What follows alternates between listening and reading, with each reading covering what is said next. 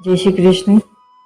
योग संन्यस्त कर्माणं ज्ञान संचिन्न संशयम् आत्मवन्तं न कर्माणि निबद्धन्ति धनंजय। अध्याय 4 श्लोक 41। व्याख्या। योग संन्यस्त कर्माणं, शरीर, इंद्रियां, मन, बुद्धि आदि जो वस्तुएं हमें मिली हैं और हमारी दिखती हैं, वे सब दूसरों की सेवा के लिए ही हैं, अपना अधिकार जमाने के लिए नहीं। इस दृष्टि से जब उन वस्तुओं को दूसरों की सेवा में उनका ही मानकर लगा दिया जाता है, तब कर्मों और वस्तुओं का प्रवाह संसार की ओर ही हो जाता है और अपने में स्वतः सिद्ध समता का अनुभव हो जाता है। इस प्रकार योग समता के द्वारा जिसने कर्मों से संबंध विच्छेद कर लिया है, वह पुरुष योग संन्यस्त कर्मा है।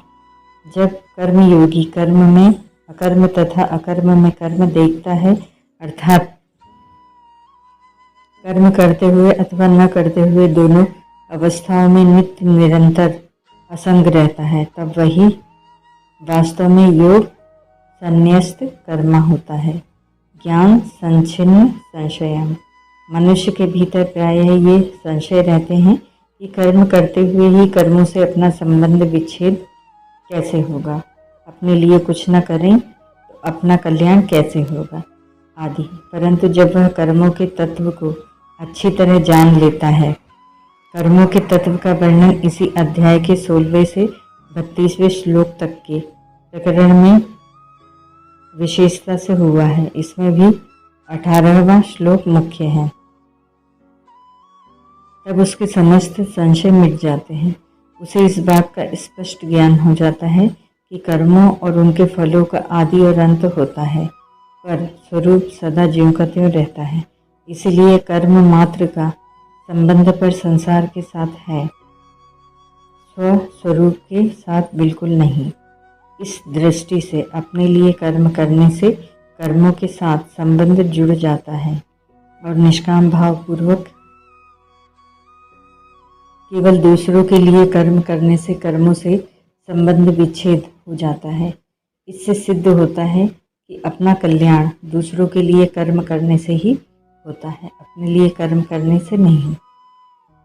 आत्मवंतम, कर्मयोगी का उद्देश्य स्वरूप बोध को प्राप्त करने का होता है, इसलिए वह सदा स्वरूप के परायण रहता है।